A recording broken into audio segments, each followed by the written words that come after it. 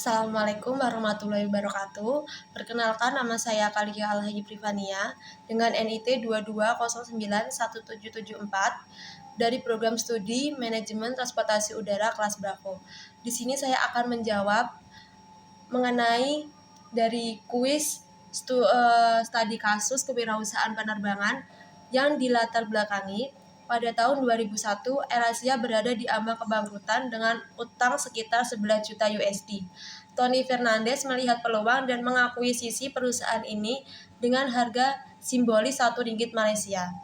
Dia mengadopsi model bisnis berbiaya rendah dan melakukan berbagai langkah strategis untuk mengubah nasib perusahaan tersebut. Untuk pertanyaan nomor 1, identifikasi kekuatan, kelemahan, peluang, dan ancaman yang dihadapi AirAsia setelah diakuisisi oleh Tony Fernandes. Baik, menurut saya, kekuatan, kelemahan, dan peluang serta ancaman yang dihadapi AirAsia setelah diakuisisi oleh Tony Fernandes. Yang pertama yaitu untuk kekuatannya, model bisnis yang dilakukan oleh AirAsia yaitu dengan biaya rendah. Lalu ada jaringan rute yang luas, serta untuk kelemahannya, AirAsia bergantung pada pasar domestik atau di Asia Tenggara saja. Ada lagi yang kedua yaitu tingginya biaya pemeliharaan.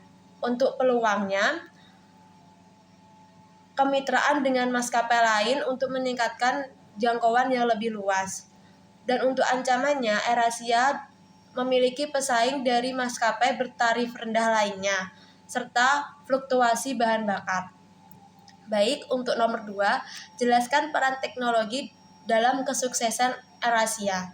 Bagaimana penggunaan teknologi informasi dan platform digital membangun perusahaan dalam operasi dan pemasaran.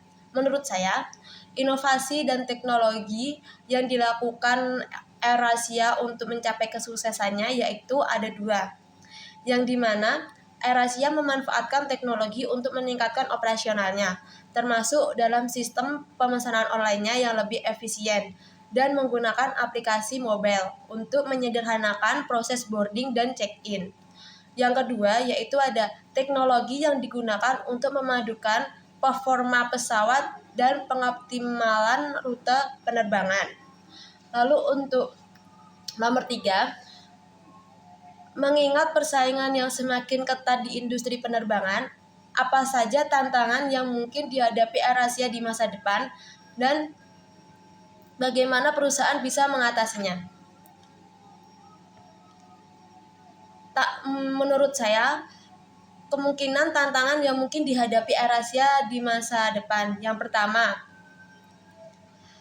ada persaingan yang lebih banyak. Dengan banyaknya maskapai penerbangan baru yang muncul, AirAsia akan menghadapi persaingan yang lebih ketat. Lalu yang kedua yaitu kebijakan pemerintah terkait penerbangan dalam perubahan dan mempengaruhi operasional maskapai. Lalu yang keempat ada industri penerbangan masih dalam fase pemulihan dari dampak COVID-19 yang dapat mempengaruhi permintaan perjalanan pelanggan. Dan yang terakhir ada di konsumen memungkinkan memilih opsi transportasi lain atau lebih memperhatikan faktor yang diinginkan. Lalu menurut saya perusahaan bisa mengatasinya dengan cara yang pertama, menyebarkan layanan baru yang memenuhi kebutuhan pelanggan.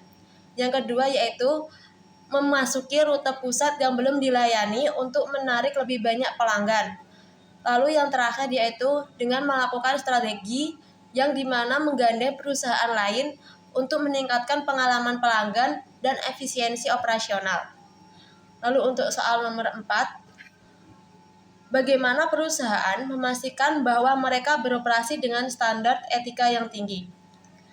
Yang pertama yaitu ada pada kepatuhan terhadap regulasi, di mana maksud dari kepatuhan terhadap regulasi ini memperlihatkan semua kebijakan dan tindakan operasional yang mematuhi hukum dan regulasi yang berlaku. Lalu yaitu ada melaksanakan program CSR untuk memberikan dampak positif kepada masyarakat.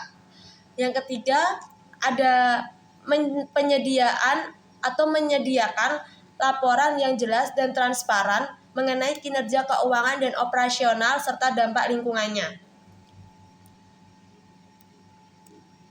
Lalu ada soal terakhir yang dimana apa pelajaran yang dapat diambil dari kasus AirAsia bagi kewirausahaan lainnya agar sukses di industri penerbangan lainnya. Baik, menurut saya untuk industri lainnya agar dapat sukses di dunia penerbangan itu memiliki beberapa cara atau memiliki beberapa hal yang dapat mendukung.